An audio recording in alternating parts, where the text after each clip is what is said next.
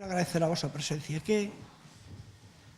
Supoño que ao longo do día vai ir incorporándose xente as inscripcións que temos na nosa página, un número bastante importante, pero como sabedes como é isto, hai xente que se apunta a unhas determinadas ponencias e outras non, votar todo o día a veces para algunha xente é complicado. Entón, todas esperamos a incorporación das persoas que se inscribiron ao longo da mañá e da tarde, e para facer a apertura da presentación destas jornadas, o compañeiro secretario nacional da Federación de Industria, Xoán Xosé Bouza Boi. Bueno,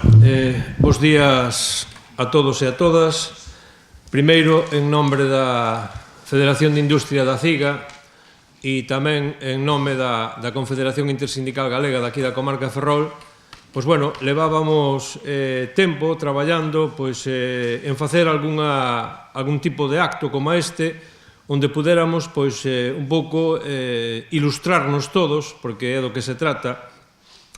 a raíz de que, bueno, como está na actualidade o sector naval e cales son os retos de futuro, e, polo tanto, bueno, unha comarca que levamos dito moitas veces moi deprimida e moi que era nos anos 80 e anteriores moi xeradora de emprego, pouco a pouco foi destruindo estes postos de traballo e incluso, bueno, queríamos tamén así na miña introdución ver o que pasou durante todo este tempo, non? En primeiro lugar, dicir que, bueno, o sector naval na ría de Ferrol, bueno, ben asentado polas antigas empresas tanto Bazán como Astano, actual Navantia, e falábamos que nos anos 80 tiñan unhas plantillas aproximadamente sobre 6.300 Bazán con uns 3.500 da industria auxiliar, e no caso da Astano tamén andaba cerca dos 6.000 traballadores, tamén con 5.000 traballadores da empresa auxiliar. Cando estas número de traballadores, estas dúas empresas teñen este número de traballadores, a comarca tiña aproximadamente 220.000 habitantes, non? Se o miramos hoxe, lóxicamente, 30 e tantos anos despois, bueno, a situación é diferente, non? É dicir, os concellos de Ferrol teñen aproximadamente 183.000 aproximadamente habitantes, co cal se perderon, como dicíamos, máis de 35.000.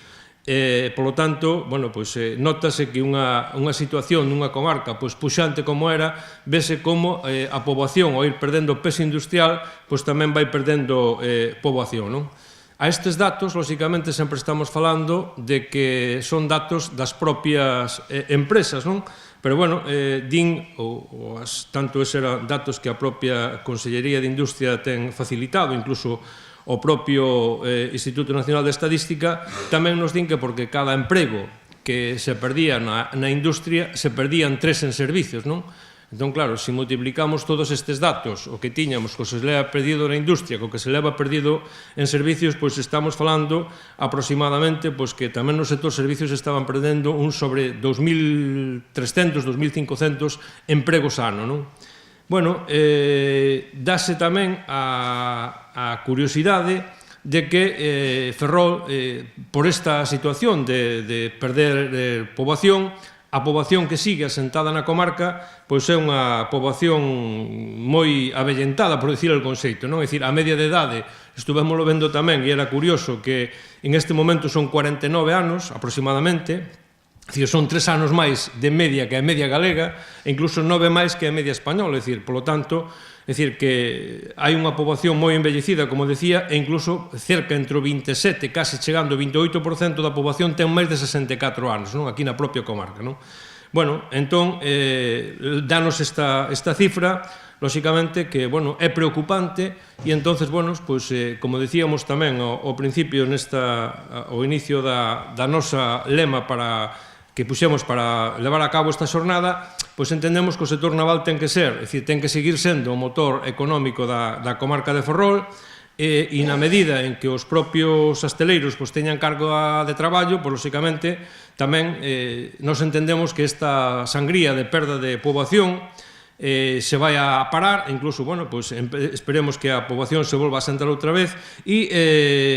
ao moverse tamén a economía, pois, lóxicamente, o tecido industrial e económico da comarca pois siga evolucionando, non? Fai poucos días, e incluso cando estuvemos vendo estes datos, non? É dicir, o día 10 de marzo, o día da clase obreira galega, cando falamos, dicíamos que estábamos no 45 aniversario, tamén estamos no 34, 35 aniversario tamén das famosas reconversións dos anos 80, non? É dicir, cando os gobernos do PSOE estaban gobernando en Madrid, pois, lóxicamente, tamén chegaron as primeiras reconversións que, bueno, non deixaron indiferente a ninguén, sino que, bueno, aí empezou, pois, o desmantelamento, por dicir algún xeito, do tecido productivo daqui da comarca, non? Bueno, como colofón e como tamén con perspectiva de futuro, pois, bueno, incluso nunha reunión que tuvemos ca propia Navantia, pois, entón, incluso, bueno, decían que, bueno, que contempla, ou se está contemplando, pois a modernización do que pode ser Navantia Ferrol hoxe, incluso co chamado, que nos ilustrarán, como decía, ao largo da mañá, co que pode ser o chamado Hosteleiro 4.0, donde pretende, de alguna maneira, pois aglutinar por todo o que é no espacio e no terreno, pois todos aqueles elementos que son para a construción naval, non? É dicir, e, bueno, pois o novo diseño tamén dun dique seco cuberto. Todo eso, pois, non lo explicarán despois, pois, cun abaratamente de costes á hora da construción e, polo tanto, bueno, pois, tamén reorganizaría todo o traballo, co cal nos entendemos que, no caso de competir, lóxicamente, de cara ao futuro, pois, entendemos que pode ser, lóxicamente, pois, mirado con moi bons ollos, sobre todo pola propia comarca, e non só pola propia comarca, sino pola propia empresa, como un plan de futuro e unha aposta decidida, porque, lóxicamente, na propia ría de Ferrol, pois, se siga facendo construción naval, non? Bueno, nós entendemos tamén, é dicir, que eso ten que ir acompañado, lóxicamente, de novas políticas, e políticas que, aparte de dotar de construción naval, pois, militar que estábamos falando, tamén ten que ser no caso da construción naval civil para os propios asteleiros da propia ría, que este propio plan, é dicir, que tamén leve a que manter as actuales plantillas e incluso, pois, lóxicamente, é dicir, dotar, o que falamos nós sempre, non? O que é Navantia Fene, de unha plantilla suficiente para que se poida dedicar realmente á construción civil. Falamos tamén de que a propia fábrica de turbinas, pois, tamén incrementa a súa capacidade productiva, que se fagan as inversións que hace facer aí necesarias para que tamén o tema de carenas, pois, non perda mercado e, polo tanto, poida acceder a outros sectores no mundo da reparación, é dicir, que eso tamén creemos que hai que incentivalo. Queremos tamén que a propia industria auxiliar sexa complementaria e, polo tanto, pois, tamén haxa un repunte no traballo da propia industria auxiliar e que non se entenda a propia industria auxiliar como un abaratamento de costes, sino que, lóxicamente, que é unha industria complementaria á industria principal e, polo tanto, pois,